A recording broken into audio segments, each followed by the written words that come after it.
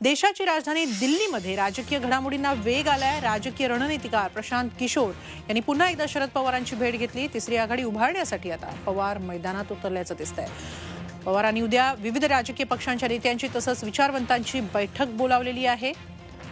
आज प्रशांत किशोर आणि शरद पवार यांच्यामध्ये जवळपास 2.5 तास चर्चा झाली। तिसरी आघाडी उघडण्यासाठी या बैठकीत चर्चा झालेली आहे। तर उद्या शरद पवारांनी 15 प्रादेशिक पक्षांच्या नेत्यांना तसंच विचारवंतांना बैठकीसाठी बोलावलेलं आहे। मात्र यात काँग्रेस आणि शिवसेनेला आमंत्रण नाहीये।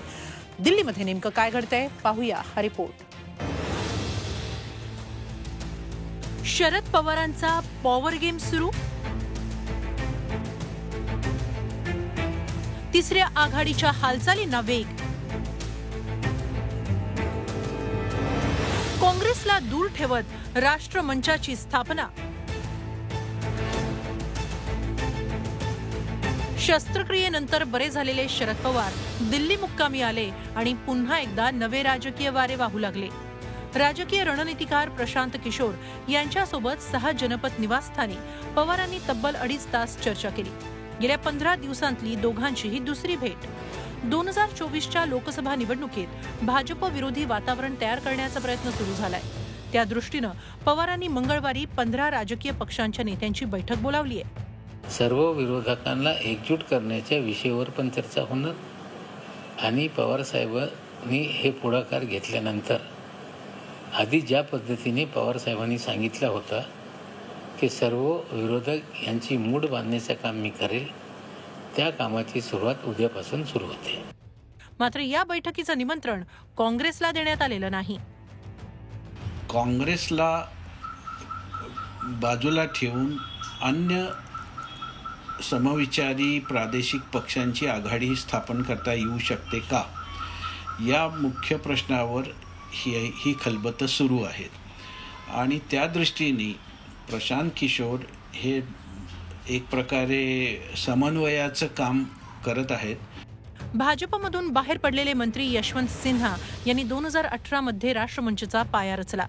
पंतप्रधान नरेंद्र मोदींच्या धोरणांना विरोध करण्यासाठी या मंचाची स्थापना करण्यात आली। शरद पवार पहिल्यांदाच राष्ट्रमंचच्या बैठकीत सहभागी होणार आहेत। काँग्रेसचा तुर्तास राष्ट्रमंचमध्ये सहभाग नाहीये। शरद पवार आणि ममता बॅनर्जी यांच्या नेतृत्वाखाली भविष्यात तिसरी आघाडी स्थापन करण्याच्या हालचाली सुरू झाल्यात। ममता बॅनर्जी या आघाडीचा चेहरा असतील तर शरद पवार निमंत्रक असतील अशी चर्चा आहे। त्या दृष्टीनं उद्याच्या बैठकीत काय ठरतं याकडे सगळ्यांचं लक्ष आहे। 2024च्या लोकसभा निवडणुकीत नरेंद्र मोदी यांचा रथ रोखण्यासाठी आता तिसरी आघाडी स्थापन करण्याच्या हालचाली सुरू आहेत। प्रशांत किशोर हे शरद पवार आणि ममता बॅनर्जी यांच्यामधला दुवा बनत आहेत। खरं तर मोदी समोर ममता बॅनर्जी 2024 मध्ये योद्धा म्हणून समोर येतील, परंतु ममता बॅनर्जी यांच्या रथाचं सारथ्य असणार आहे शरद पवार यांच्याकडे। महाराष्ट्रामध्ये शरद पवार यांची चाणक्य नीती यशस्वी ठरली। आता तीच चाणक्य नीती राष्ट्रीय राजकारणामध्ये सुद्धा यशस्वी ठरते का ते पाहावं लागणार आहे। Cameraman Rajesh Ramrai Shinde, Zee media, Delhi.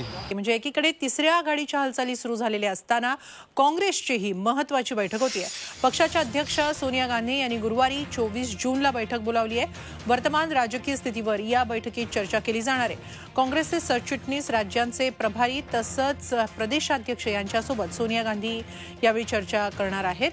Video कॉन्फरन्सिंगद्वारे सोनिया गांधी या सगळ्यांशी संवाद साधणार आहेत 24 जूनला। राज्य सरकार आपल्या मागण्यांवर पुढच्या 21 दिवसांमध्ये तोडगा काढणार असा विश्वास व्यक्त करत मराठा समाजाचं मूक आंदोलन महिनाभरासाठी स्थगित केल्याची घोषणा खासदार छत्रपती संभाजीराजेंनी केली। मात्र राज्यभर दौरे सुरूच राहणार असल्याचं त्यांनी सांगितलं। यावेळी त्यांनी पंतप्रधानांनाही आरक्षणाच्या प्रश्नात लक्ष घालण्याची विनंती केली। उर्वरित मागण्यांच्या प्रशासकीय पूर्ततेसाठी सरकारला कमीत कमी 21 दिवस लागणार आहेत। म्हणून त्यानुसार या वेळेत सरकारने उर्वरित मागण्या अंतिम निर्णय घ्यावा। या 21 दिवसात किंवा मी म्हणे 1 महिना घ्या। तुम्ही या 1 महिन्यात जर का निर्णय घेतले नाही तर मग आम्हाला पुढची आंदोलनाची पुढची दिशा ठरवावी लागेल। पण ज्या मागण्या प्रशासकीय पूर्ततेसाठी जो वेळ लागतो तर ते तुम्ही मार्गी लावा। तोपर्यंत आम्ही थांबलोय. त्या ठिकाणी आमचं मूक आंदोलन होणार होतं. म्हणजे उदाहरण संभाजीनगर असेल, रायगड असेल, अमरावती असेल, त्या ठिकाणी माझ्या बैठका असणार. राज्यात 70% जनतेचं लसीकरण होत नाही तोपर्यंत स्थानिक स्वराज्य संस्थेच्या निवडणुका होणार नसल्याचं ग्रामविकास मंत्री हसन मुश्रीफ यांनी स्पष्ट केलंय. यापूर्वी ओबीसी आरक्षणाचा निर्णय होईपर्यंत निवडणुका न घेण्याची मागणी ओबीसी नेत्यांनी केली आहे. त्यामुळे आता या निवडणुकांना ब्रेक लागण्याची शक्यता आहे. जोपर्यंत ओबीसीच्या आरक्षणाचा तिढा सुटत नाही तोपर्यंत स्थानिक स्वराज्य संस्थांच्या निवडणुका घेऊ नयेत अशी भूमिका आम्ही मांडली आणि ही चर्चा सकारात्मक झालेली आहे. विषय असा आहे की या निवडणुका जर कोणाचाही कितीही प्रेशर आला तरी ओबीसीचा प्रश्न सुटेपर्यंत राजकीय आरक्षणाचा हा निवडणुका होऊ नयेत आणि आम्ही मंत्री जरी असलो तरी त्या होऊ देणार नाहीत ही आमची स्पष्ट भूमिका आहे. आता या निवडणुका कोरोनामुळं जोपर्यंत 70% कोरोनाचं व्हॅक्सिनेशन होणार नाही तोपर्यंत होणारच नाही. तोपर्यंत आरक्षणाचा निर्णय होईल. व्यावसायिक अविनाश भोसले यांची 40 कोटींची संपत्ती जप्त करण्यात आली आहे. फेमा कायद्याचं उल्लंघन केल्यामुळे ईडीनं ही कारवाई केलेली आहे. पुण्यातील हॉटेल्समधील गुंतवणुकीवर टाच आणलेली आहे. बांधकाम व्यावसायिक अविनाश भोसलेंवर ईडीची सगळ्यात मोठी कारवाई झालेली आहे. अविनाश भोसलेंची 40 कोटींची संपत्ती जप्त करण्यात आलेली आहे. फेमा कायद्याचं उल्लंघन केल्यानं ईडीनं त्यांच्यावर ही कारवाई केलेली आहे. पुण्यातील हॉटेल्समध्ये गुंतवणुकीवर टाच आणण्यात आलेली आहे.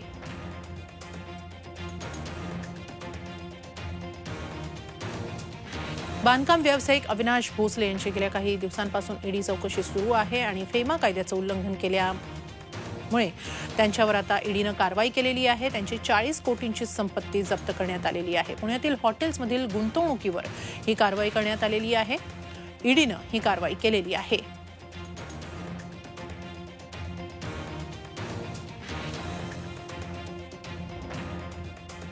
तुम्ही व्हॅक्सिन घेतलंय का? घ्यायलाच पाहिजे. पण कोरोनाचं व्हॅक्सिन डेल्टा प्लस या नव्या व्हेरियंटवर काम करणार का याचा अभ्यास आता सुरू झालाय. कारण डेल्टा प्लस व्हॅक्सिनचा शत्रू ठरण्याची शक्यता आहे.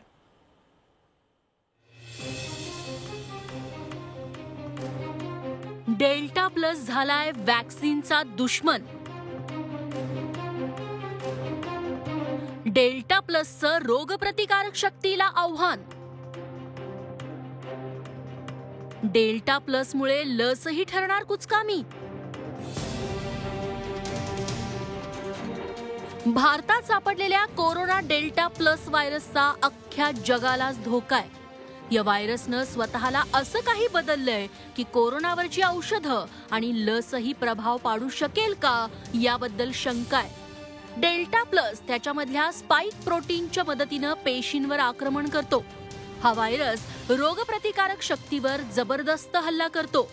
त्यामुळेच कोरोनावरची लस डेल्टावर परिणामकारक ठरण्याबद्दल साशंकता आहे. डेल्टा प्लस व्हेरियंटवर अँटीबॉडी कॉकटेलचाही परिणाम होत नाहीये. अजूनपर्यंत जास्त आपल्याला ह्या डेल्टा प्लस बद्दल माहिती आहे. काही पेशंट इकडे तिकडे आढळून आले आहेत आणि डिटेल्स एक्झॅक्टली त्याचं माहित नाहीये. But it is going to be same like the delta virus सारखंच आहे आणि त्याचा एकच उपाय आहे की व्हॅक्सिनेशन घेणे आणि मास्क जे की शक्यतो नो लोअर करणे. हे दोनच उपाय आहेत त्याच्यामध्ये. हे दोन most important I would say concluding points. Delta variant सगळ्यात आधी भारतात ऑक्टोबर महिन्यात सापडला होता. भारतात दुसऱ्या लाटेचा कहर डेल्टा व्हेरियंटमुळेच झाल्याचा अंदाज आहे. सध्या इंग्लंडमध्ये कोरोना डेल्टा व्हेरियंटचे रुग्ण वाढतायत. फायझर आणि ॲस्ट्राझेनेकाच्या लसी डेल्टा व्हेरियंट पासून संरक्षण देतात असा दावा करण्यात आलाय. सध्या कोरोनावरच्या लसी या अल्फा व्हेरियंटसाठी बनवण्यात आल्या, पण डेल्टा व्हेरियंटला विचारात घेऊन लसी तयार करण्यात आलेल्या नाहीत. त्यामुळे डेल्टाचा धोका कायम आहे. कृष्णात पाटीलसह ब्युरो रिपोर्ट झी24 तास मुंबई. पुढची महत्त्वाची बातमी मुंबई लोकलची वाट पाहणाऱ्या मुंबईकरांसाठी. कोरोना संपल्याशिवाय मुंबईतील लोकल सर्वसामान्य प्रवाशांसाठी सुरू होणार नाही अशी माहिती मदत व पुनर्वसन मंत्री विजय वडेट्टीवार यांनी नागपूरमध्ये दिली आहे. एकीकडे मुंबईतील कोरोनाचा संसर्ग आटोक्यात आल्यानं लोकल प्रवास सर्वसामान्यांसाठी कधी सुरू होणार याकडे मुंबईकरांचं लक्ष लागलं होतं. मात्र वडेट्टीवारांच्या या विधानामुळे मुंबईकरांचा हिरमोड झालाय.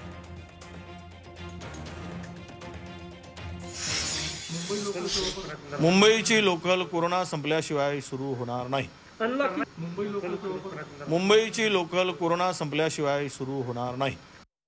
मुंबई विमानतळ नामकरण वादात आता मनसे अध्यक्ष राज ठाकरेंनी ही उडी घेतली आहे. विमानतळाला छत्रपती शिवाजी महाराजांचं नाव असावं असं मत त्यांनी मांडलंय.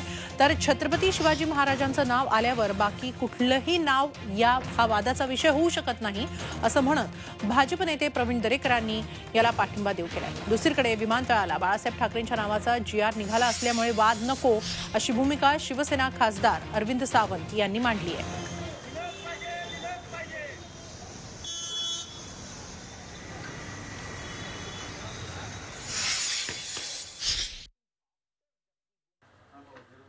काय जरी तो शहराच्या बाहेर असला तरी तो मुंबई विमानतळ म्हणूनच ओळखलं जाणार आहे.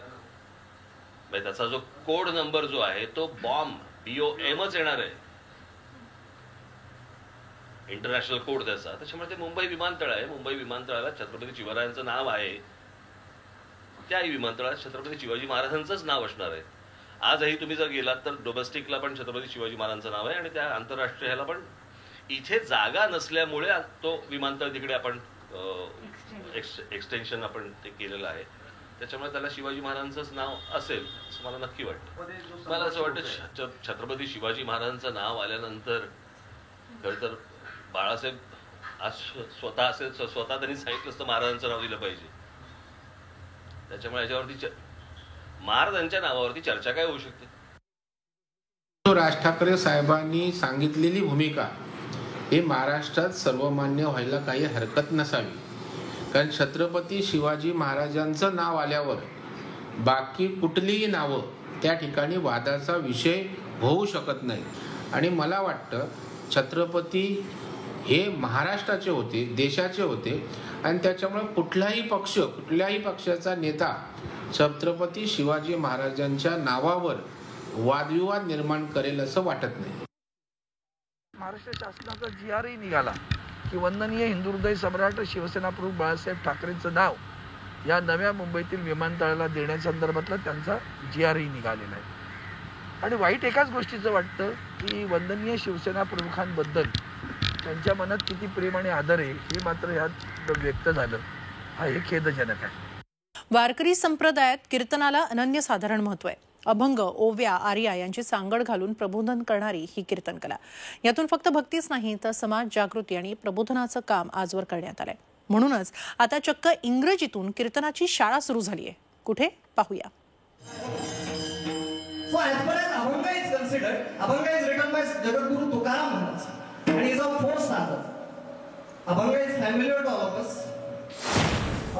आता इंग्रजी कीर्तनाची शाळा.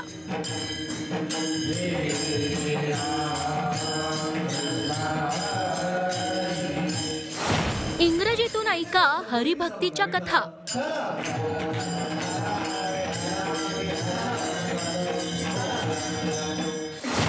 संतांची शिकवण देशविदेशात जाणार.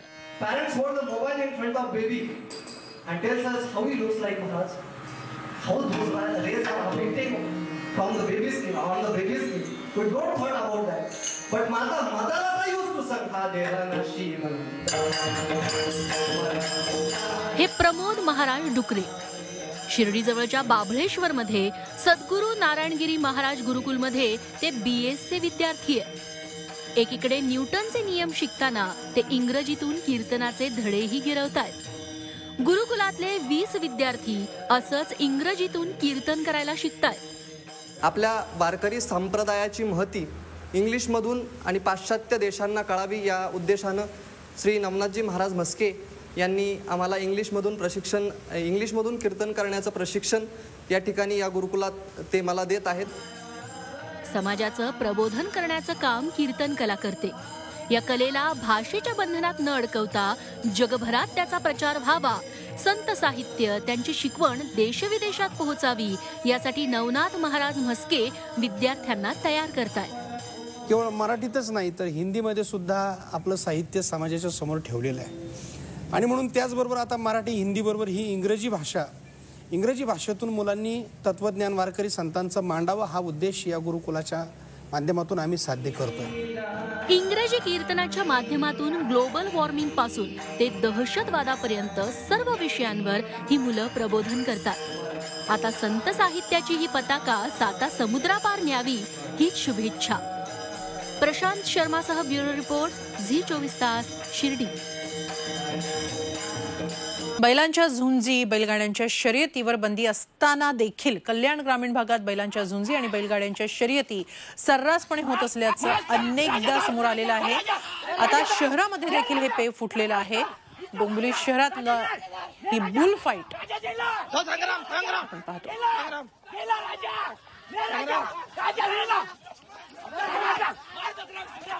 संग्राम संग्राम राजा उतर गेला बाद गेला राजा गेला गेला गेला राजा गेला बाद गेला राजा राजा गेला बाद गेला राजा गेला राजा उतर उतर राजा राजा गेला बाद राजा राजा धर राजा राजा धर राजा संग्राम धर संग्राम राजा धर गेला बाद. बहिणाबाईंची जात्यावरची ओवी म्हणजे